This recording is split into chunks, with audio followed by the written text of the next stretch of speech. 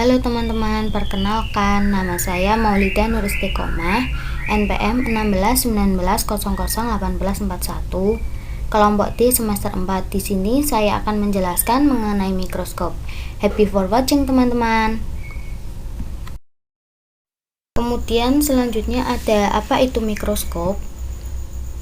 Ini merupakan gambaran dari bagian-bagian mikroskop. Ada lensa okuler, tabung mikroskop, lensa objektif, meja preparat, cermin, kaki mikroskop, sendi inklinasi, dan pemutar sekrup. Mikroskop sendiri merupakan alat yang digunakan untuk menghasilkan bayangan benda dengan kelipatan ukuran yang sangat besar.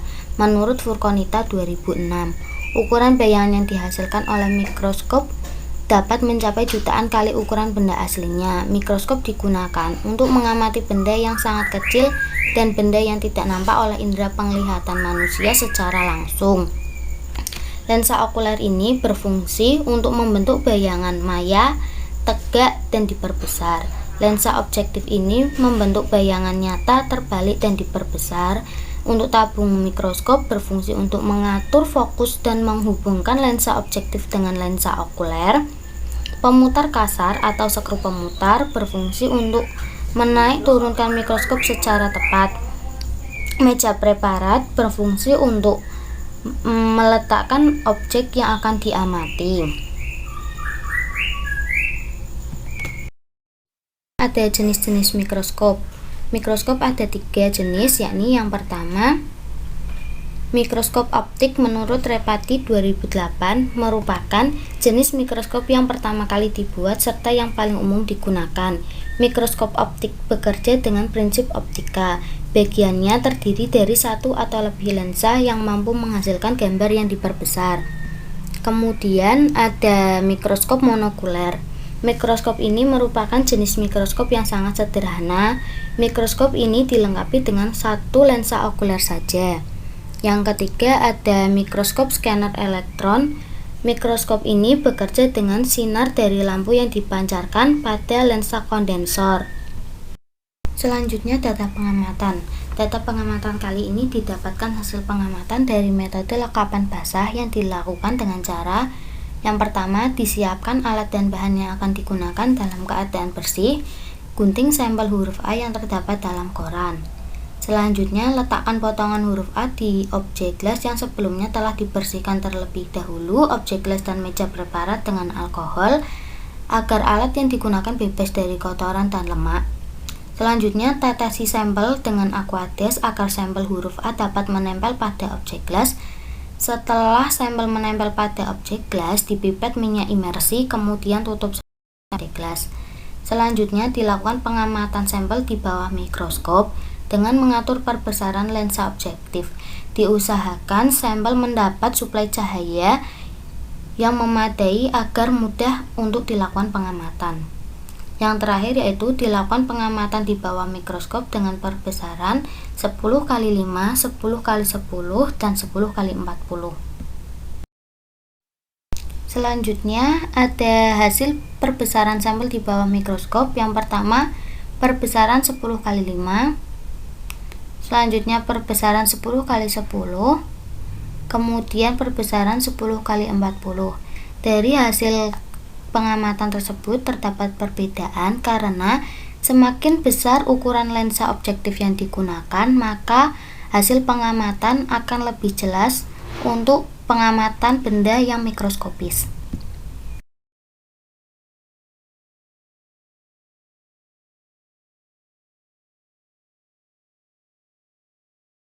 Selanjutnya ada tujuan dari praktikum kali ini, yakni mempelajari penggunaan mikroskop cahaya monokuler. Dengan prinsip kerjanya sebagai berikut. Sumber cahaya.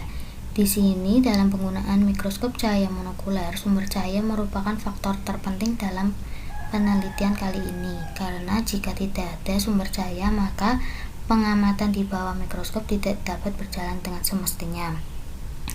Sumber cahaya tersebut akan memantulkan melalui cermin.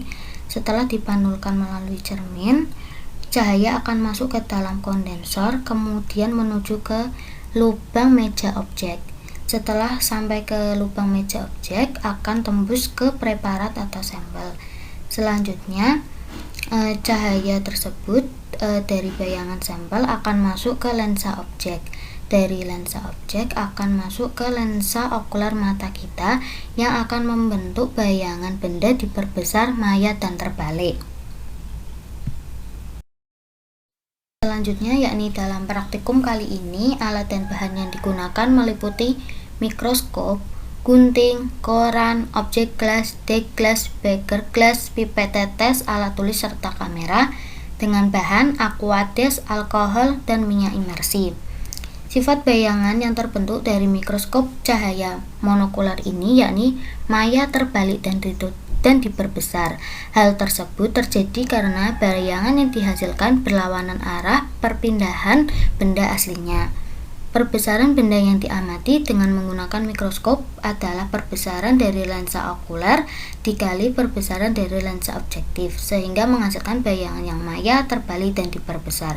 Semakin besar lensa objektif yang digunakan, maka hasil pengamatan akan semakin jelas untuk mengamati sampel yang mikroskopis.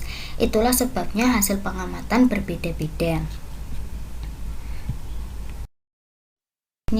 Ada manfaat dari bahan-bahan yang digunakan, yakni aquades. Fungsinya untuk membasahi sampel agar menempel pada objek gelas.